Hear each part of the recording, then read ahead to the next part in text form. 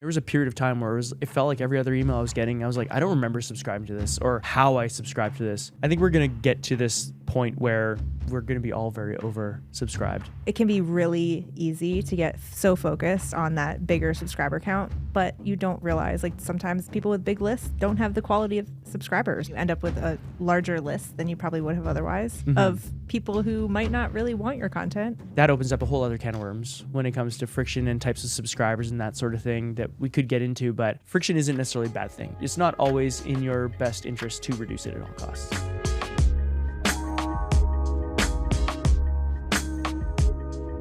Welcome back to the Growth in Reverse podcast. I'm Chenell. And I'm Dylan. And we're in Boise, Idaho. Coming at you IRL. IRL.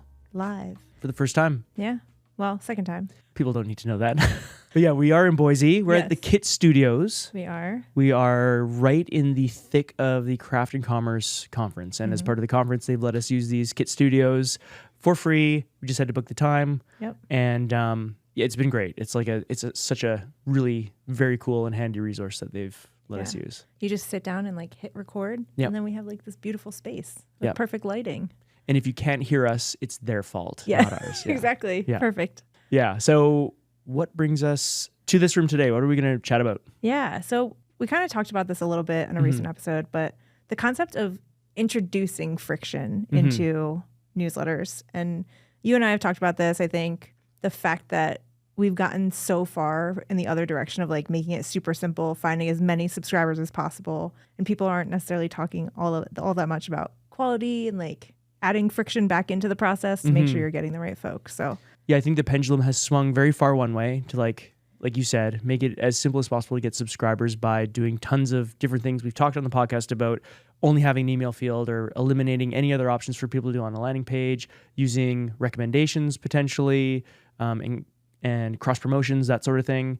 I know Sparkloop even had like the magic link back in the day where you could just click once and you were instantly subscribed to that newsletter in somebody else's recommendation. So like a one-click subscribe. So all these things have stripped away any friction that people used to have when it came to subscribing to newsletters. And that was like, as people who were like trying to grow an audience, that was a great thing. But it comes with downsides. totally. Yeah. Yeah. I mean, you end up with a larger list than you probably would have otherwise of people who might not really want your content. Yeah. And are just, archiving it or filtering it out somewhere, not reading it. And then your open rates go down, the quality is not as high. And so you get frustrated as a creator, and it just has all these downward effects, I think. It can, for sure. Yeah. And you can be smart about the way that you are ensuring that these subscribers coming from these different paths are going to be the right kind of subscriber for you. But I think that's what we want to talk about, right? It's like, what can we do to add a little bit more friction back into the whole subscribing and onboarding process so that you're not just getting some vagrant subscriber who just kind of came along through a recommendation or some other avenue and is not wanting to stick around, not opening a single newsletter, that one that you're potentially paying for, right? You're potentially paying for the subscriber. So this could be costing you money as well. So I think it's an important topic. Yeah, I agree. That's why we're here today. So where should we start?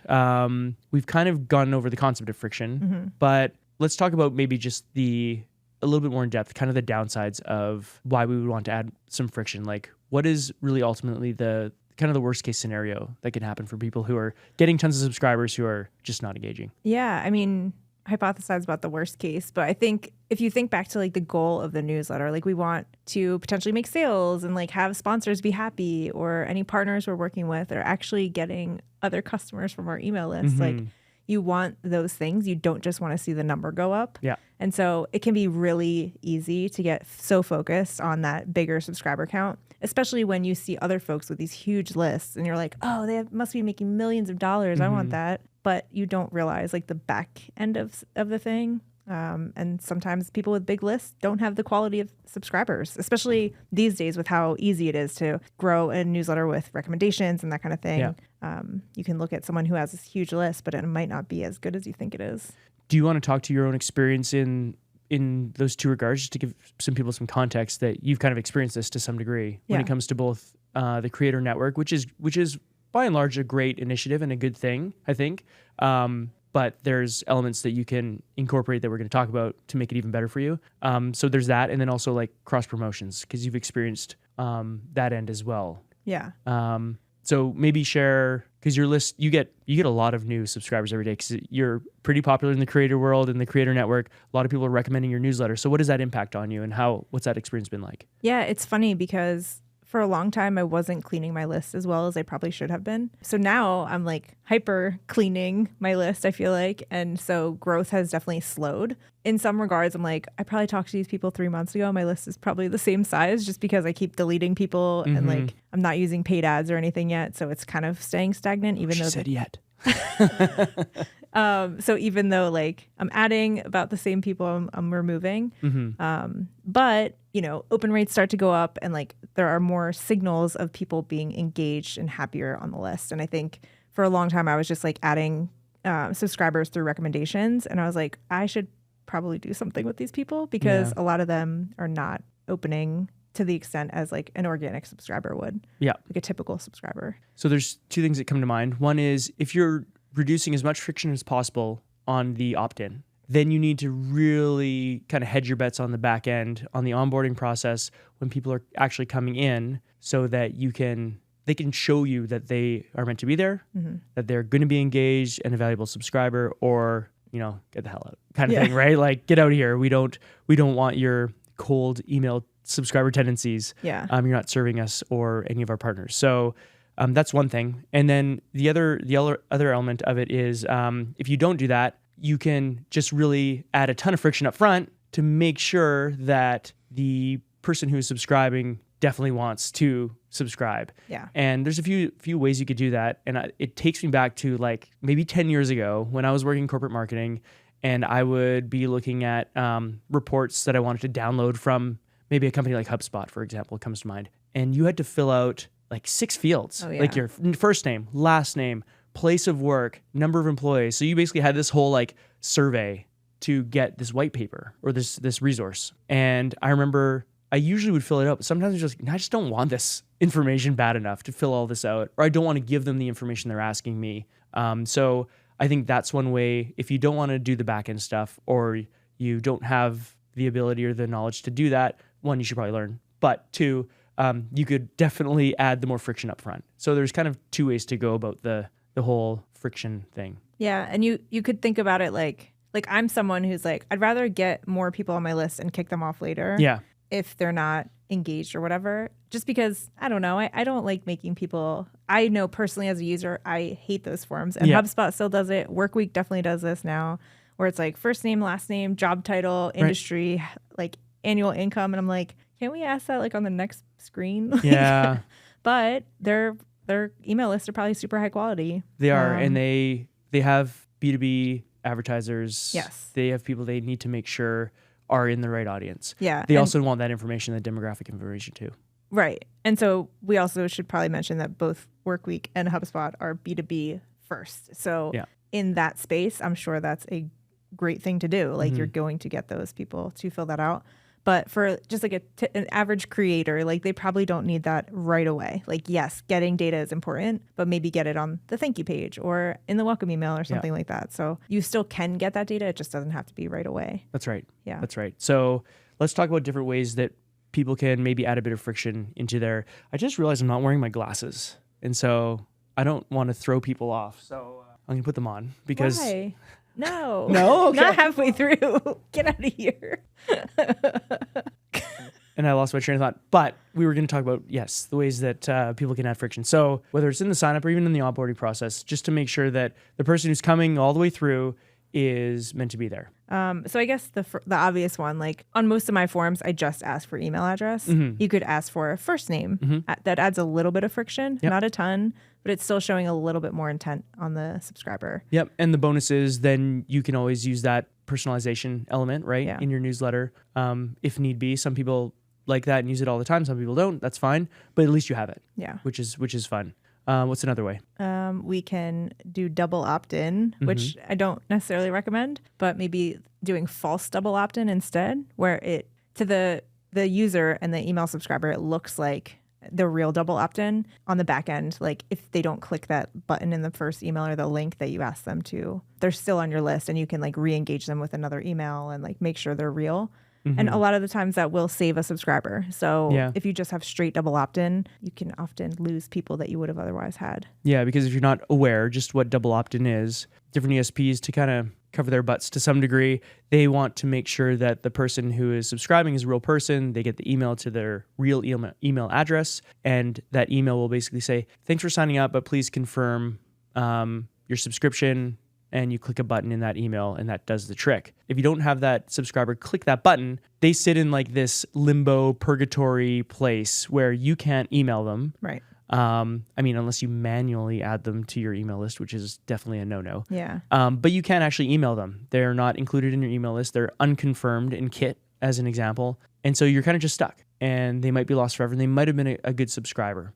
You'll just never know. And I think we've mentioned this before on the podcast, but Dave and Marsden Kline were on the podcast, and they told us they had almost a larger number of people in their unconfirmed list than they had actually on their email list confirmed. If I could show you under the hood, Chenell, you'd be so embarrassed for us. I doubt it. Well, how about I will give you a stat, and then you can see if you want to reclaim that. We have a 43,000 person active newsletter list. Like our open rates, mid 40s, click-through rates pretty solid, like 4 or 5%. Guess how many pending subscribers I have because I have double opt-in enabled? No. There you go. Oh no. Guess Name the number. the stadium we could fill. Oh my God. It's got to be at least like 20K or something. Gosh, you're so Definitely. close. It's 55,000. Wow. So more people that are on your email list at this point are just pending. Yes. Ouch. You could definitely create a double opt-in of your own where it's like a false double opt-in. They're still automatically confirmed, but you're adding this point of friction of like, hey, click this button to confirm. And if they don't, then maybe you could send them into an automation that's like, hey, we need to check on these people who aren't clicking, tag them, and then we will send them a re-engagement campaign in 14 days, in 30 days, whatever that might be. And if they aren't actually clicking and opening our emails, then we just get rid of them. Yeah. This is my favorite way to do things too, just because, I don't know, I'm like a digital hoarder in a sense, but also like I have had this happen to me where, I'll subscribe to something, I miss that email, and then I'm like, where is that newsletter? Yeah. And then like sometimes I'll remembering like re-sign up, but other times like I don't, and I just forget. Yeah. And I could have potentially been a good subscriber, but I don't know. They don't have me on Chenell the could have list. done a deep dive on you, but you Right? had single opt-in. But also like I know there is some legalities with it, so we don't want to like tell everyone not to do double opt-in. Totally, yeah. So some European countries and some other places definitely are basically a legality that you have a double opt-in set up on your email. So we are not lawyers or financial advisors, so don't take this as Financial advisors. don't take this as financial or email legality advice. Yeah, totally. Yeah. Cool. Do you want to talk? Is there anything like that mostly comes to mind for like the generic ways to add friction? Because I have some interesting ideas and things I've seen, but the first name, I guess another way we tell people to keep their landing pages super simple. yeah. So again, with an organic subscriber, I think you'll run into this a lot less with somebody who comes through organically. Maybe they click through your LinkedIn profile, they land on your landing page, they sign up. I think that person is far less likely to be a quote unquote bad or poor quality subscriber. Right. So adding friction there may not necessarily make sense. However, if you are driving traffic in other ways, that is going to see a lot more eyeballs or a lot more traffic from places that might not be the most ideal subscribers. If you're doing a collaboration or cross promotion or whatever that might be, that's where you could add some of these elements. And the other one that we talk about is even adding like your navigation menu back in, just like having a distraction potentially either guide them somewhere else or have them really focus on, no, I want to subscribe to this newsletter. It's kind of a weird one, but we've tried to strip down this landing page to make it like super clearly focused on just enter your email address and hit subscribe. Yeah. That may be adding different components, I guess is my main point, on your homepage, just to see what happens and if they'll actually subscribe could be one way to add friction. Yeah. I think, again, it goes back to goals and traffic sources. Yeah. Because if you're running Facebook ads or something, you probably want to add some friction. Yeah. Make sure they're like good quality, especially if you're running Facebook ads with like you're only targeting lookalike audiences of actual subscribers or customers. You want to make sure that they're actually good people versus like just getting every single person through. which makes me think of Facebook ads with lead forms. Have you ever seen these? Ooh, I don't think so. So when I don't go on Facebook. Okay. Anyway, keep going. Well, it's with Instagram too. Okay. But so a lead form ad is typically, or a lead ad is typically, people will see the ad, they click the button, and it auto opens this form within Facebook. And Facebook says, do you want to autofill your email address? And to me, that is the opposite of friction. Like you're making it super simple, which is great in a way. If you're going for pure number and you're just trying to build a 1 million subscriber email list, fine. Yeah. However, for most of us, you probably want to add some friction and make sure these are high quality leads. And if it's way too easy to get someone on your list from a paid ad, I wonder if that's the best route. Yeah.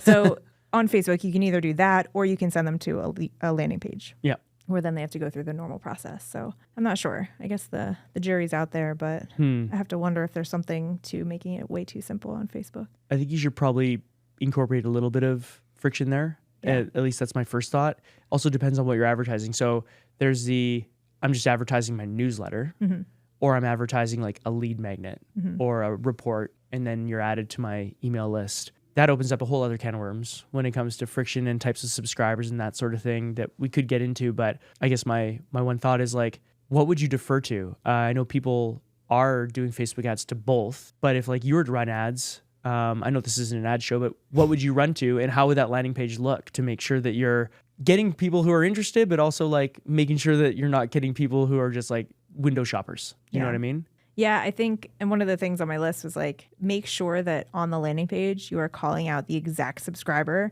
And I think something fun to do would actually be like, and I don't know how this would work, so don't take this as like gospel, but have like the email subscriber box, and then underneath, instead of like a GDPR checkbox, have a checkbox that says, I agree that I am trying to grow my newsletter. Or like for me, for example. Yeah, or fill in the blank of... Yeah, or like I agree that I am a B2B founder looking to scale my company or something, just to show an extra step of intent. I think that could be a cool little element. Yeah, a little bit of friction, but not too hard. And sort of like, it makes you confirm that you are kind of that avatar of person that they want to have on their list, and that you actually will get value from it. Yeah.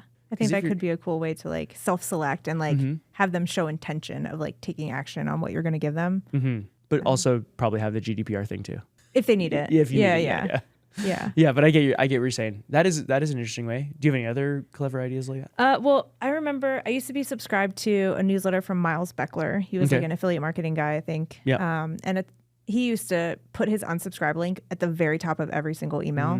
So like most people put it at the bottom or like maybe try and hide it a little bit. He was like, nope, if you don't want to be on this email list, it's right at the top. Yeah. And he would send a daily email. So like, I think that's a good use of that. But I still think you can do something similar with weekly, but making it super simple to unsubscribe. I'm all for that. And I've never understood why people hide a unsubscribe link. Yeah. Like making it hard for people to leave your email list. So people who already don't like what you're putting out there, don't want to receive your emails, and you're pissing them off that much more by hiding or like burying a really tiny font unsubscribe. It's like you're just asking to get like flagged, and I don't know. It doesn't make sense to me. I feel like banks and like e-commerce brands do this a lot, like bigger e-commerce brands, not like the smaller ones. Yeah. They'll like make it the same color as like the background of the email. I'm like, that's definitely not legal. And B, shady.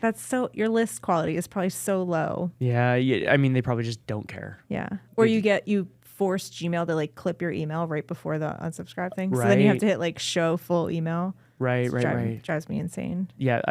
I've had that experience too, which also drives me insane. I don't know if they've intentionally done it, but I'm like, this is a lot. Like I'm trying to find the unsubscribe and it's always clipped, and I got to open the whole thing. And I have a feeling some of them are intentional. Now this is the point of friction, unsubscribe friction, which we don't want to create. Yeah.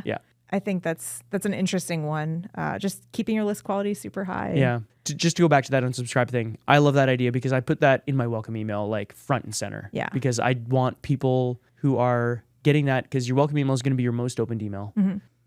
So I've got the best opportunity to make sure you're in or you're out.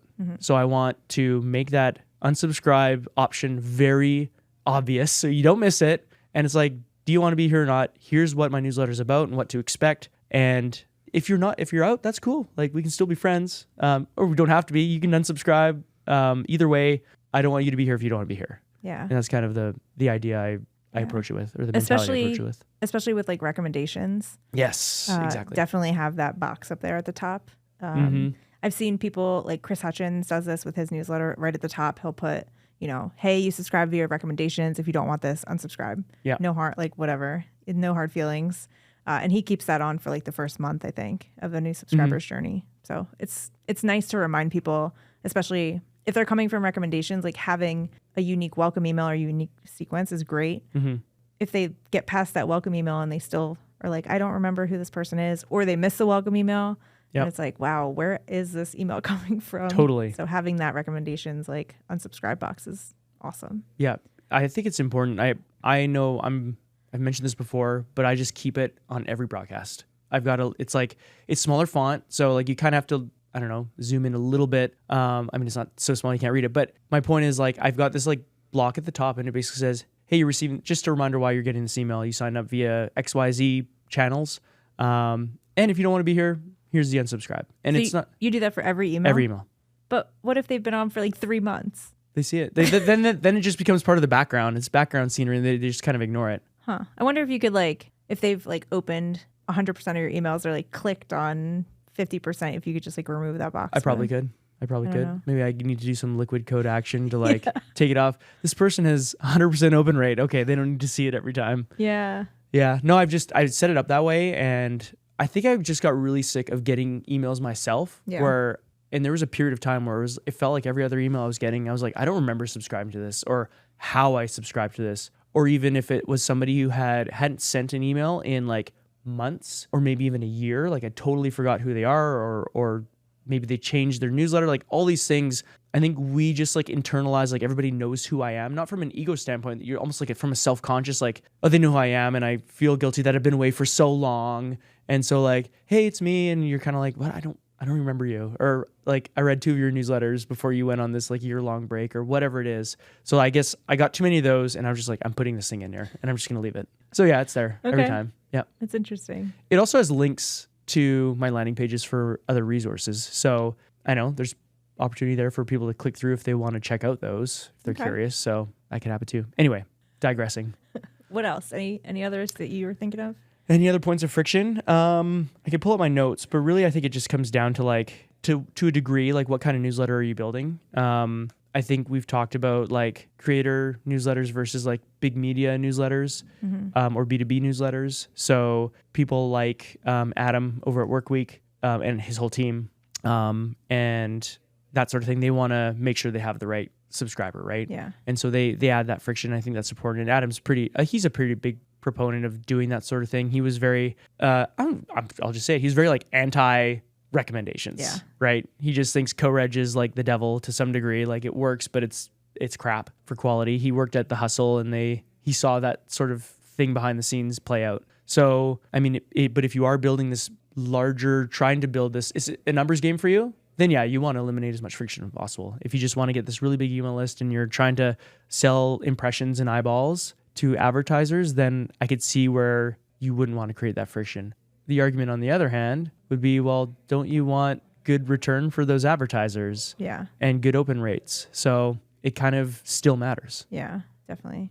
The one other thing I was thinking about that would be kind of interesting to test is like create a welcome sequence that like people have to take certain actions to actually get added to your email list. I don't know who would do this, but I think it's an interesting idea to say like, okay, over the next 6 days or 7 days, you're going to get emails, and please complete all the actions, and then I will send you a bonus gift and you get added to the email list or something. It would be for a very specific type of creator, I think, but there is something to that of like having people start learning to open your emails and take action, and B is just like making sure they're engaged.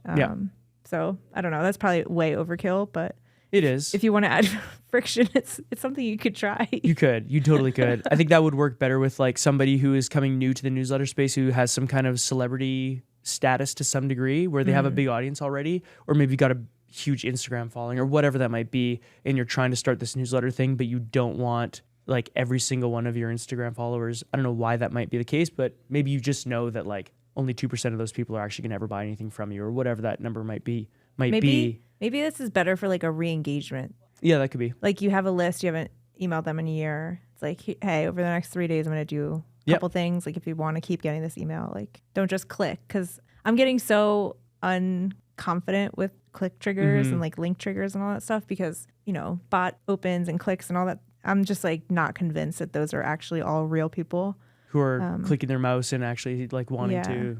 Like I'm sure a good percentage are, but I feel like the bot system changes so frequently that certain things just like get through the, like slip through the cracks, and you end up with like, I don't know. I remember sending emails before where in the first 30 seconds, it's like, oh my God, I have 800 people who click this link. There's no way. No. So Apple Mail. Yeah. Yeah. So I don't love the link trigger option just because I don't feel like it's as concrete. But do you know definitively if those Apple Mail or whatever bot clicks, if those will trigger like a link trigger, or if those will like tag people if you've set like a tag on that link? Nathan Barry was actually talking about this the other day. He said they have systems that work well, but the bots and then like the Apple Mail things, like they get so convoluted to like the bots will, or the Apple Mail will look for bots, so the bots try and act like humans. It's like a really complex thing, and it gets so hard to stay on top of that like it's almost impossible to catch them all. And like they're just constantly evolving. Yeah.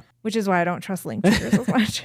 It's my spicy take. I haven't used them in a very long time. I will go back like after 7 days and tag some of those people afterwards if I think they're actually like nothing went crazy and like that link didn't get like over clicked, if you will. Yeah. Like 20% of my email list didn't click it. Yeah. Well, you found when you put, just anecdotally, when you put links in images in your emails, those like your links or your click are like through the roof. Yeah, I think Jeremy Enns actually taught me this one. It was like, if you put an image in your email and then link something on the back end of it, it like ruins your clicks. That's just flagged for spam. And I've seen that. I think it doesn't happen every time, but I would say 80% of the time I do that, it completely jacks up the links. Yeah. Yeah. And ever since you taught me that, I have not done it. So I can't verify whether this is true or not on my end, or whether it happens to me or not. But yeah, I found that really interesting and a good warning, because I'm just like, no, I'm not doing that. Yeah. Which is why like I try not to put YouTube videos in the emails, but some days I'm like, well, let's just see what happens. But what about like, you know how Kit and most platforms will embed the thumbnail, right? With the play button. But it still has a link behind it. I know, but is that a link or is that an embed? It's still a link in... Or sorry, is it an image? I mean, like, because that would be, to me, that feels like that would be different than... We're getting so nerdy with this one. I don't know. We are. We'll have to test it out. I think we're in over our heads here. I think the whole point is like friction isn't necessarily a bad thing. And it, for the last 5 to 10 years, it's like been viewed probably as like reduce it at all costs. Yeah. I think our whole message here is like, it's not always in your best interest to reduce it at all costs. Right. Yeah. A couple of things I will say: collaborations, recommendations, like try and get the most high quality partners you can, because if you go after just like anyone and everyone, you're going to end up with more subscribers that you don't necessarily need and aren't the right people. I just feel like that needs to be talked about in this conversation. It's a very valid point. It's a very valid point. But yeah, there are definitely ideal collaborators and unideal collaborators for sure. One other idea when we were just kind of spitballing, talking about this episode, was like the anti-growth email. Yeah. So maybe it would only work for a certain probably type of creator, person, newsletter. But if you just had like you only get added to my email if you perform certain actions, kind of along the lines of what you're saying, and I'm only allowing a certain number of people to subscribe. I've talked about doing this before, like only 20,000 or 10,000 on my email list, and like throwing everybody out. And if you don't open the emails or click on specific links or something, like you get kicked off and somebody else can take your place. Yeah. I think that's a cool concept. I think it is, because we're so focused on like grow the list. It's not like, what if we could just get like 100% open rate? Yeah. But there's only like 1,000 people on your list. Yeah. I wonder if we're thinking about it wrong, and it's not necessarily a cap. It's just like hyper engagement. Like if you don't like, better from click on this link, or I swear to God, no. Like in the beginning of your emails, instead of saying that, you should say like, if you want to stay on here, I only look for people who open 75% of my emails or something. Yeah, but they would have to open the email to see that. If it's in every email, I would hope they'd see at least one. That's true. If not, that's true. They are not or supposed that to can be be there. in your welcome email, right? Yeah. If you want to stay on the list, you better open. Yeah. Or you'll be removed. You could give people like every month or something, have like a new prize or like something cool, like special, like Justin Moore, special research or something he's found. That's true. And then like if you've opened so many emails, you actually get that sent to you. And if you don't, you don't. Yeah. And you can do that now automatically in some ESPs where it's like it can check and see if you open it. Of course, again, Yeah. Apple Not Mail, blah, blah, blah, blah, perfect. blah. Or maybe you have to fill out a poll like Caitlin Burgoyne does now with her Friday emails. That's right. Like you have to fill out one poll a week. Don't or even fill out, something. just click. Like you just click Yeah. a selection, right? A poll Yeah. question answer. Well, the cool thing with polls and why they're different from link triggers is like there's that second action. Like That's you have right. to confirm it. But a bot can't do that. That's bot I don't proof. think. Well, I'm sure they can. Yeah. But it's more bot proof, I guess. I think of like those old school TV shows where the kid would have like a chicken hitting the space bar to like make sure. Was that Homer Simpson? Maybe. Yeah, it was. It totally was. Oh my God. Back when The Simpsons was relevant and good. Yeah, that's true. That's Yeah. true. I really like that idea. And I think we could have a whole episode on like how you could like just gamify your newsletter a bit more Yeah. and make it more, I don't know, engaging. Yeah. And like I open certain newsletters because like maybe they have like a trivia question or they're just adding an element of like fun and intrigue and gamification to it. I think could be a lot of fun. Like creating FOMO more Mhm. like in more than you got a new article this week. Yeah. Like, yeah. Well, yeah, like so did 50 other people sent me a new article and I Totally. can't read them all. Yeah, no, I think this is all, I think we're going to get to this point where just things need to change because we're going to be all very oversubscribed Yeah. and our subscribers are going to feel that. And just with more and more recommendations, every time you subscribe to a new newsletter, you're subscribing to 3 others or 5 others or whatever it might be. Just attention is just going to be so capped because people have more newsletters in their inbox and they don't have more hours in the day. So Yeah. something's got to give. Yeah, totally. Add more friction. Let's get frictional. No? Oh my God. No? That's Okay. the pod. All right, that's the pod.